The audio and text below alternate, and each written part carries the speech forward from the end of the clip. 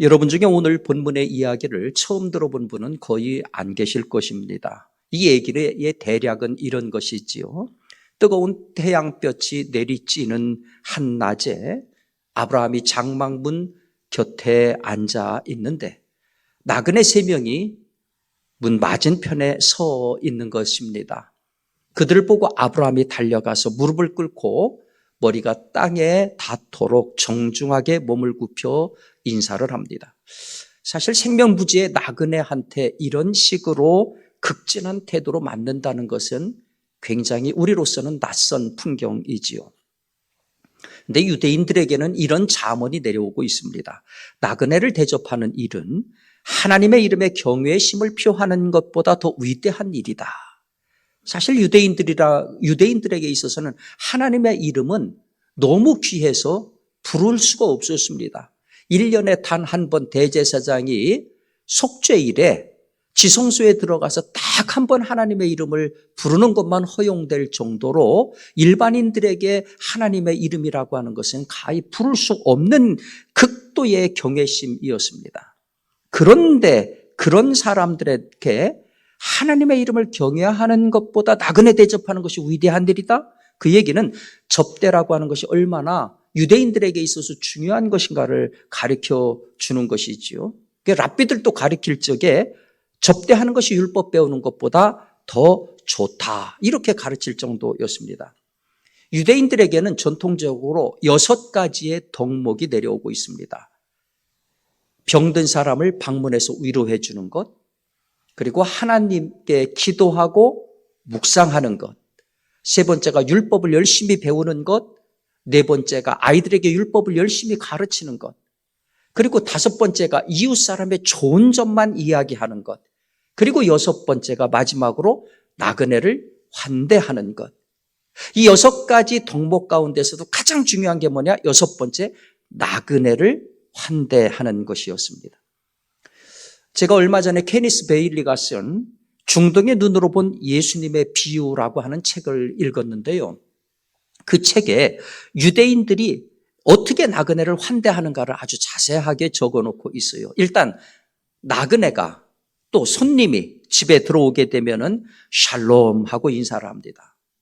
그 다음에는 입맞춤의 인사를 하는데 가가지고서 오른손을 상대편의 왼쪽 어깨에 짚고 그리고 오른쪽 뺨에다가 자기 뺨을 그렇게 입맞추는 그와 같은 인사를 합니다. 그 다음에는 발 씻을 물을 갖다 대령해서 제공을 합니다. 집주인은 손님을 맞을 적에는 항상 즐거운 모습을 보여야 되고 그리고 친히 본인이 손님 시중을 들어야 됩니다.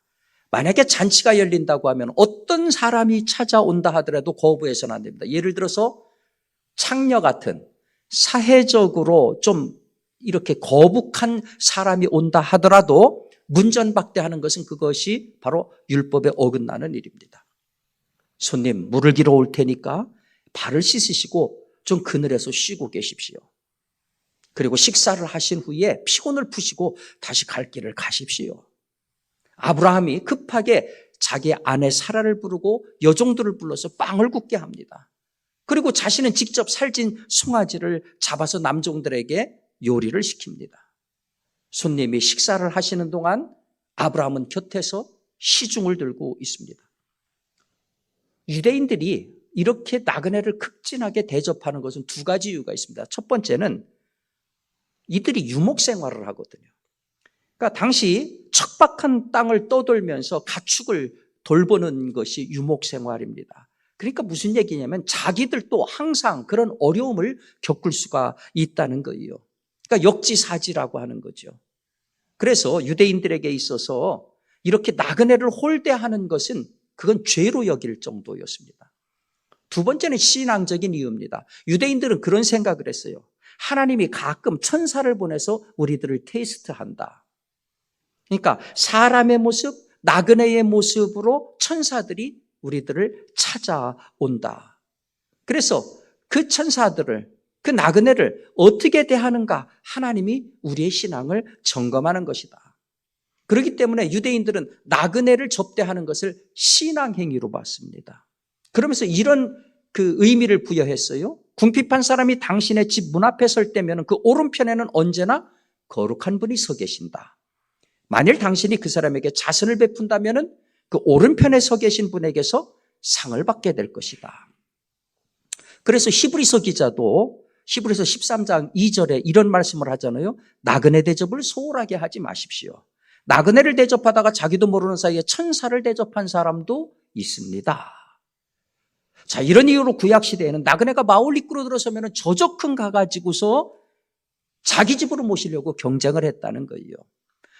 당신이 누굽니까? 신분을 묻지도 않고 반갑게 환대를 했다는 겁니다. 아무리 늦은 시각에 온다 하더라도 절대 싫은 내색을 하지 않았습니다. 그리고 정식으로 인비테이션, 초대를 받은 경우에는 그 초대받은 손님은 당당하게 3일 동안을 자기 집처럼 그 집에 머물 권리가 법적으로 주어졌다고 합니다. 여러분, 이게 들을 적에는 참 흥미가 있고 재미가 있지만은 쉬운 일은 아니잖아요. 같은 마을 사람도 아니고 아는 사람도 아니고 친척도 아니고 일면식도 없는 생면부지의 나그네에게 소를 잡아주는 환대를 한다? 내가 설사 정식으로 초대를 했다 하더라도 그 손님이 와서 잠깐 차 마시고 식사하고 대여섯 시간 정도 같이 머물다 가는 것은 있을 수 있는 일이지만 그 손님이 무려 내 집을 3일 동안 자기 집처럼 당당하게 이용할 수 있다? 그런 법적인 권리가 주어진다? 납득이 가지 않지요.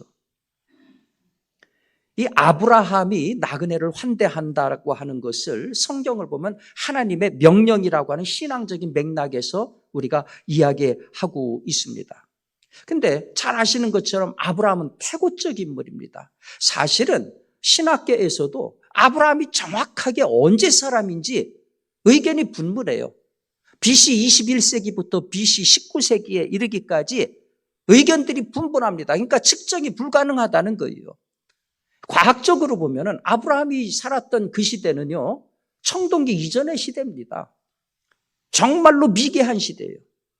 진화론자들이 봤을 적에는 아직 진화가 덜 된 아주 미개한 우스운 이야기에 불과할 것입니다. 자, 현대인 시각이 아브라함을 이런 식으로 본다고 하면은 그 다음 나오는 얘기는 어떻게 받아들여야 될까요? 음식을 먹은 후 새 나그네가 사라에 관해서 이런 예언을 하지요. 내년 이맘때 내가 반드시 네게로 다시 돌아올 건데 내 아내 사라에게 아들이 있으리라. 그런데 성경은 아브라함과 사라의 상태를 이렇게 설명을 합니다. 아브라함과 사라는 나이가 많이 들었고 사라에게는 여성의 생리가 끊어졌다. 그렇다면 과학적으로 상식적으로 사라는 더 이상 임신이 불가능한 생명을 기대하기 난망한 몸이라는 거예요.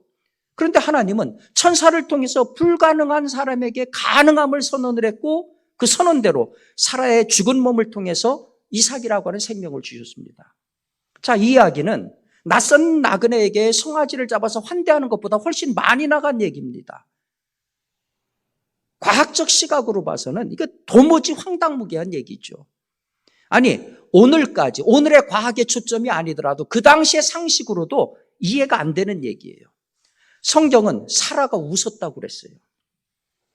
사라가 속으로 웃고 이르되 내가 노쇠하였고 내 주인도 늙었으니 내게 무슨 즐거움이 있으리요. 그러니까 사라가 왜 웃었습니까? 말도 안 되는 얘기니까. 남편 다 늙어 빠진 할아버지고 자기도 생리가 끌긴 할머니고 근데 무슨 애를 낳느냐. 도저히 불가능하다. 그때의 상식으로도 오늘의 과학을 이야기할 것 없이 그때 상식으로도 이거는 불가능하다. It's impossible. 불가능하다. 사람만 그런 게 아니에요. 믿음의 조상 아브라함도 뭐라고 얘기합니까? 아브라함이 엎드려 웃으며 마음속으로 이르되 100세 된 사람이 어찌 자식을 낳을까? 사라는 90세니 어찌 출산하리요 하고 아브라함이 이에 하나님께 아뢰되 이스마엘이나 하나님 앞에 살기를 원하나이다.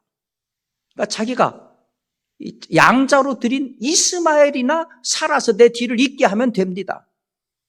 자, 미개한 아브라함 시대에도 그때의 상식만으로도 얘기가 안 되는 얘기입니다. 그러니 이 4차 산업혁명의 최첨단의 시대를 살아가는 현대인의 입장에서 이것처럼 황당한 이야기가 없고 비논리적이고 현실감 없는 이야기가 없지요.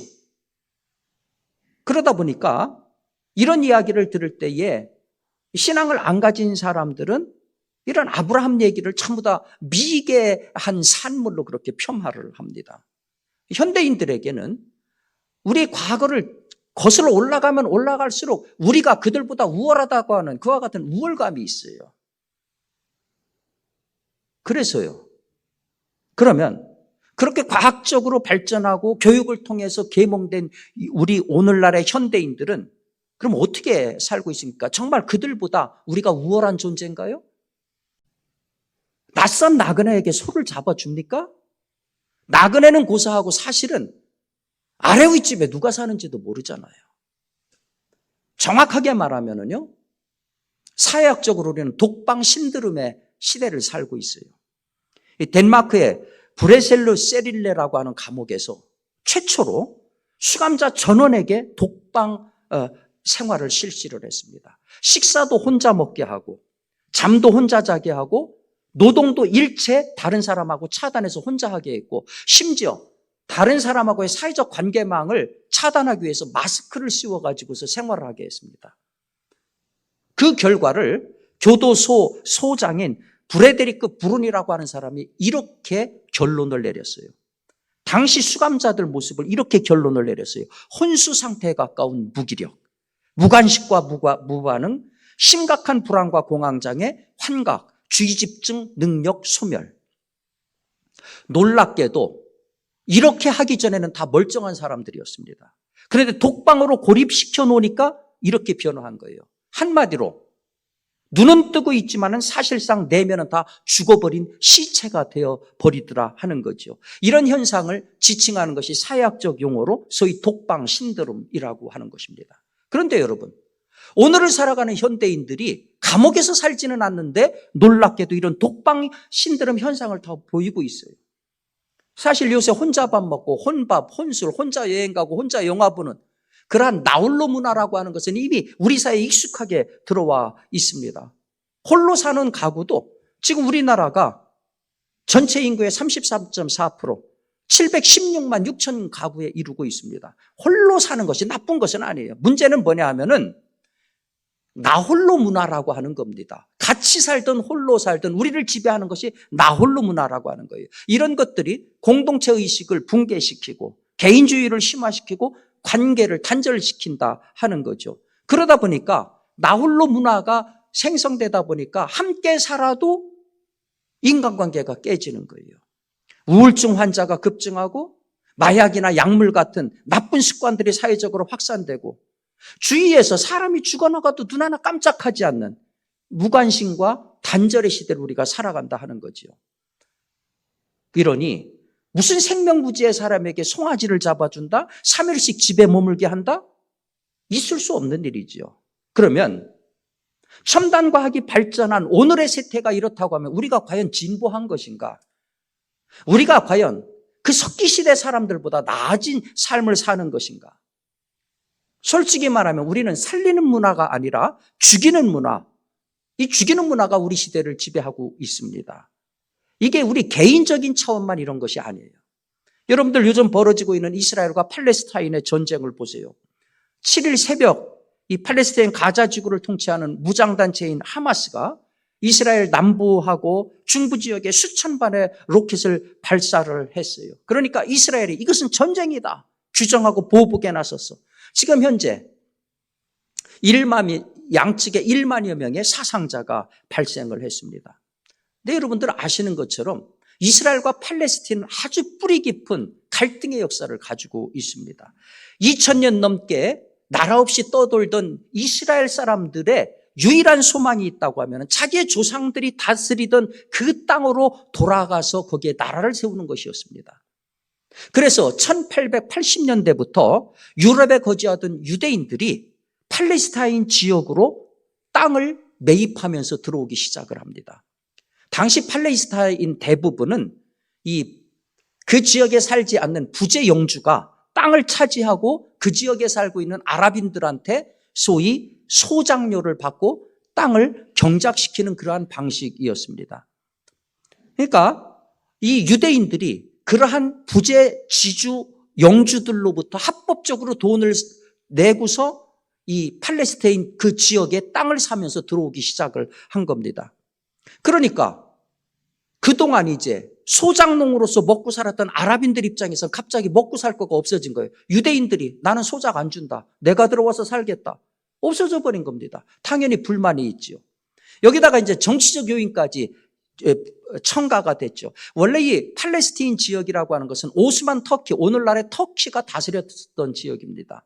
그런데 1차 세계대전 때 오스만 터키가 독일에게 협조해서 같이 동맹을 맺다가 1차 대전에서 패전을 하고 나니까 이 지역을 연합군이었던 영국과 프랑스가 차지하게 되는 거죠. 결정적으로 1917년에 영국 외무장관인 아서 벨포어라고 하는 사람이 팔레스타인 지역에 자기 영국령에다가 유태인들의 국가를 세우도록 보장을 하겠다. 소위 벨포어 선언을 하게 됩니다. 이 선언이 있자마자 유럽에서 전 세계에서 흩어져 살던 유대인들이 이제 우리 땅으로 가자 해가지고 몰려들기 시작한 거예요. 그래서 마침내 1948년에 이스라엘이 건국되지 않습니까? 그러자 이제 그 땅에서 살던 팔레스타인 아랍 사람들이 들고 일어난 거예요. 이건 우리 땅이다. 그러면서 주변에 있는 아랍국들도 들고 일어난 겁니다. 어떻게 아랍 제국 안에 유태인들의 국가가 들어올 수 있느냐? 그러면서 제일 잘 아시는 것처럼 지금까지 4차례에 걸친 중동 전쟁이 계속돼 왔지 않습니까? 계속해서 전쟁이 멈췄던 때에도 크고 작은 전투가 계속 이어져 왔습니다. 이번에 그 내재된 갈등이 또다시 하마스 통치하고 있는 가자 지구에서 다시 폭발한 거죠. 여러분, 그 가자 지구라고 하는 것은요, 우리나라 세종시 정도의 넓이가 되는데 대략 아랍인들 240만 명이 저기 거주하고 있습니다. 저곳을 이제 하마스라고 하는 무장단체가 다스리고 있는데, 하마스가 워낙 폭력적인 방법으로 이스라엘하고 계속 충돌을 하니까 이스라엘이 이스라엘 팔레스타인 협정을 맺고서 가자 지구에서 군대를 철수시킵니다. 그런데 끊임없이 그 이후에도 이 무장단체에 의한 테러 공격들이 계속되니까 이스라엘이 자국민 보호를 위해서 2003년부터 이스라엘 본토와 서한 지구를 차단하는 708km에 달하는 분리장벽을 쌓기 시작합니다. 가자 지구에도 길이 65m, 높이 6m의 장벽을 설치를 했습니다. 그래서 가자 지구를 완전히 봉쇄했어요. 저도 성지순례 가봤더니 거기에 관광버스가 들어갈 적에는 무장한 군인들이 들어와가지고 일일이 다 체크를 합니다. 유대인들은 프리패스예요. 그런데 그 가자 지역 내에 예를 들어서 우리 예수님께서 탄생하신 베들레헴도 가자 지구 안에 있거든요. 거기에 살고 있는 사람들이 예루살렘으로 들어오려고 하면은 얼마나 심한 통제를 받는지 모릅니다. 그러니까 완전히 여기 있는 사람들은 감옥 같은 생활을 했다 하는 거죠. 제가 개략적으로 이 갈등의 역사를 말씀드렸습니다마는 당사자가 아닌 제3자의 입장에서 이스라엘과 팔레스타인의 이 갈등을 판단하는 것은 매우 조심스럽습니다. 그러나 한 가지 분명한 것은 있어요. 갈등을 푸는 방식이 이런 식으로 되어서는 안 된다는 겁니다. 지금 우리가 가만히 보면은 이스라엘과 팔레스타인 양쪽이 전부 상대를 죽이는 일에 전력 투구하고 있습니다. 지금 전 세계는 이들의 이 전쟁을 보면서 이게 혹시 5차 이 중동 전쟁으로 확대되지 않을까 우려하고 있어요. 제가 예배 들어오기 전에 잠깐 뉴스를 봤더니 이란이 경고하고 나섰습니다. 멈추지 않는다면 우리도 개입하겠다. 이렇게 되면 이제 전쟁판이 커지는 거죠. 우리나라도 당장 얼마나 염려를 합니까? 저 하마스가 했던 것처럼 북한이 저런 식으로 만약에 기습을 한다면 우리가 막아낼 도리가 있는가? 지금 우리가 커다란 금신덩어리를 또다시 안고 있지 않습니까? 근데 여러분 가만히 보세요. 지금 전 세계가 미쳐 돌아가고 있어요. 자국의 이익을 위해서 푸틴이 우크라이나를 침략해가지고 지금 50만 명 이상이 죽었습니다. 전쟁은 점점 미궁으로 빠져들어가고 있습니다. 탈레반 정권이 아프가니스탄을 점령한 이래로 12살 이상의 여성들은 공교육 전부 배제시켰습니다. 그리고 전 인구의 절반에 해당하는 2,300만 명의 사람들이 지금 아사 직전에 있습니다. 완전히 지옥의 땅으로 변했지요. 근본에 이 아프가니스탄의 헤라트라고 하는 지역에서 지진이 발생했습니다. 수천 명이 죽었습니다. 그런데 전 세계가 외면을 해요. 왜 그러냐 하면은 바로 이 탈레반 정권이 저지르고 있는 잔악무도한 그와 같은 통치 행태 때문에 그렇습니다. 그러니까 지금 보면 전 세계가 다 죽이는 방향으로, 죽음의 방향으로 달려가고 있습니다. 여러분, 이게 4차 산업혁명이라고 하는 최첨단의 시대에 벌어지는 일입니다. 이게 더 심각한 게 뭐냐 하면은, 과거에는요, 무슨 일이 발생하면은 다 그렇게 했어요. 이 무지의 소치라 그래. 그래서 사람이 좀 더 깨이면은, 과학이 발전하면은, 지식이 좀 더 올라가면은 이런 것들이 다 나아질 거야. 마침내 첨단 과학 시대가 됐고 지식 정보화 시대가 도래했습니다. 현대인들은 가장 똑똑한 사람들이 됐습니다. 그런데 문제가 뭡니까? 안다는 것과 정의의 문제는 다르더라는 거죠. 헨리 입센이라고 하는 사람이 쓴 민중의 적이라고 하는 시국이 있어요. 이 노르웨이의 작은 마을을 배경으로 한 시국인데요. 이 마을의 주요 수입원인 온천이 개발이 됐습니다. 이 일을 스토크만 박사라고 하는 분이 책임을 맡게 됐는데, 가만히 보니까 이 온천을 개발했을 때에 여기에 중대한 오염이 되고 있는 것을 발견을 합니다. 그 오염의 원인이 뭔가 봤더니 자기 장인이 운영하는 공장 폐수가 흘러들어와서 그런 거예요. 이걸 방치하면 주민 건강에 치명적인 악영향이 있겠다 싶었습니다. 그래서 이거 더 이상 안 되겠다, 공론화를 시도합니다. 그랬더니 당장 반대가 누구로부터 오느냐? 자기 친형이 시장이었는데 친형으로부터 반대가 오는 겁니다. 그리고 그 개발 이익에 끼어들었던 업자들로부터 무수한 반대가 쏟아지는 겁니다. 결국은 이들이 여론을 조작해가지고서 스토크만을 민중의 적으로 낙인 찍혀버리고 말았던 거죠. 여러분, 아는 것과 정의가 항상 같이 가지 않아요. 거기다가 이익이라고 하는 문제가 끼어들면은 인간의 총명함이라고 하는 것은 정의와 진실을 왜곡하는 그와 같은 천병이 되기 마련입니다. 자, 이렇게 본다고 하면은 과연 똑똑하다고 하는 우리 현대인들이 미개하다고 하는 아브라함을 욕할 수 있나요? 생면부지 나그네를 위해서 송아지 잡아 후대하는 것이 미개한 일입니까? 아니면 생명을 살릴 수 있는 과학기술 가지고 사람 죽이는 무기 만드는 것이 미개한 일입니까? 소위 자국의 이익을 위해서, 자기의 이익을 위해서 죽음으로 치닫는 문화가 원시적인 겁니까? 아니면 경수가 끊긴 사라에게 이삭이라는 생명을 약속하시고 실현시킨 하나님이 원시한 겁니까? 여러분, 명심하십시오. 우리 기독교는요, 살리는 종교입니다. 생명의 종교예요. 우리가 믿는 하나님은 불가능한 여인의 자궁을 열어서까지라도 생명을 만드시는 생명의 하나님입니다. 비상식적이고 비합리적인 사람들이 우습게 여기는 그 방법을 가지고 합리적인 인간에게 찾아오시는 분입니다. 사람들이 할 수 있는 합리적인 방법은 뭐냐? 경수가 끊겼으니까 양자나 드려라. 그런데 하나님은 그 경수 끊긴 사라를 통해서 이삭이라고 하는 직계 자식을 약속을 하십니다. 그리고 그 약속을 지키기 위해서 경수가 끊기면 아이 낳을 수 없다는 하나님 자신이 세워놓으신 생식의 법칙까지 스스로 허무셨습니다. 그 하나님께 부름받은 아브라함이 어떻게 삽니까? 생면부지의 나그네를 위해서 송아지를 잡지 않습니까? 여러분, 죽이는 일, 분열시키는 일은 사탄이 하는 일입니다. 살리는 일, 하나 되게 하는 일은 하나님이 하시는 일입니다. 살리는 생명의 하나님을 우리가 아버지라고 부른다고 하면은 우리들도 생명의 방법을 강구해야 됩니다. 내가 있는 자리에서 할 수 있는 살림의 방법을 강구해야 됩니다. 사랑의 온기로 여러분 주변에 사람이 들끓게 하시기 바랍니다. 여러분이 가는 곳마다 생기가 넘쳐 흐르게 하시기 바랍니다. 가정에서, 직장에서, 교회에서 여러분들이 나타나면 사람이 피하는 것이 아니라 여러분들이 나타나면 사람들이 모이고 사람들을 몰고 다니는 사람이 되시기 바랍니다. 생명의 신바람을 몰고 다니는 살림의 사람들이 되시기를 바랍니다. 바라기는 오늘 말씀을 나눈 우리 모두가 이 죽임의 시대 속에서 생명의 기적을 만들어가는 복된 성도들 되시기를 주님의 이름으로 축원합니다.